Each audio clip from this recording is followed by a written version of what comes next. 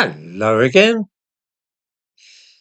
I think it's fair to say that every ordinary person in Britain has a strong suspicion, bordering upon certainty, that those from Muslim countries who have been granted permission to stay here are far more likely to carry out rapes and violent attacks than are those of us with long British ancestry. I don't think that anybody could dispute this. That is to say, it is what people feel. But of course, that does not make it so. Perhaps our feelings about this are tainted by racial prejudice or Islamophobia, and Afghans and Somalis are no more likely to carry out sexual assaults against women and children than anybody else. After all, as left wing folk frequently remind us, white British people are responsible for the majority of the child abuse and rape in Britain. This is a very neat and wholly dishonest piece of sophistry, of course.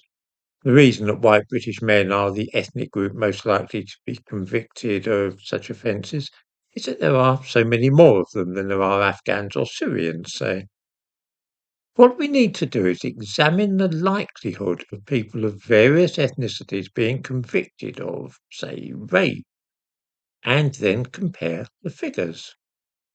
This will soon tell us if immigrants from Muslim countries really are more likely to attack men or sexually assault women.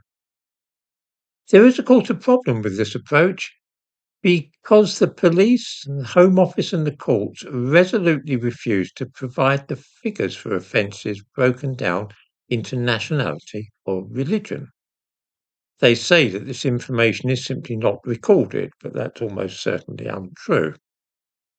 There are, however, European countries such as Sweden and Denmark where countries of origin are shown on convictions, and pretty shocking such data are too.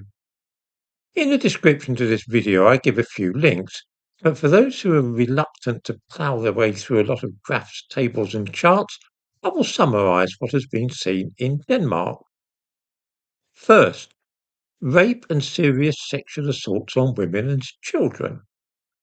Those born in Somalia or their children are 20 times more likely to be convicted of such crimes than those of Danish ancestry.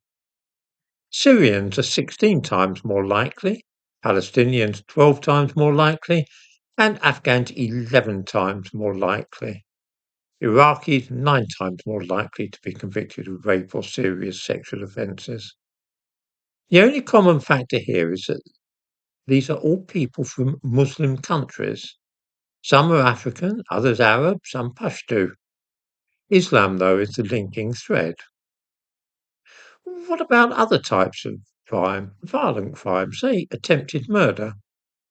Well, Somalis are 27 times as likely to be convicted of this offence than a Dane of Danish ancestry.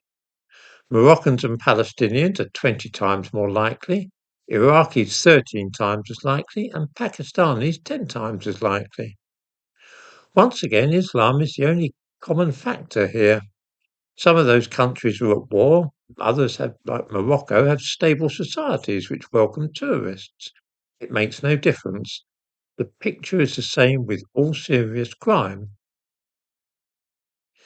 The same applies to Sweden, of course, which sees more shootings and bombings than anywhere else in Europe, whereas it was at one time the most peaceful nation on earth.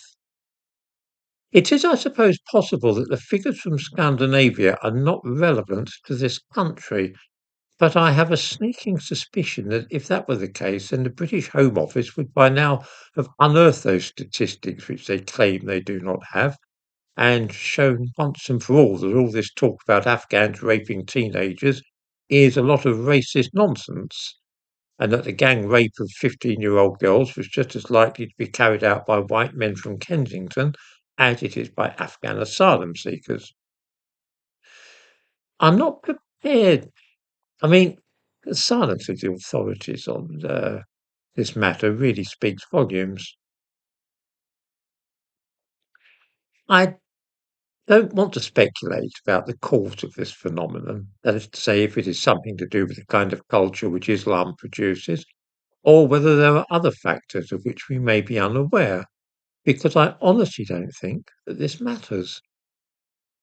What does matter is that successive governments in this country of ours, both Labour and Conservative, have been determined to import enormous numbers of immigrants from Muslim nations such as Pakistan and Afghanistan, rather than encouraging immigration from, say, for example, Australia, Sweden, Germany, Canada, or New Zealand. This is mysterious,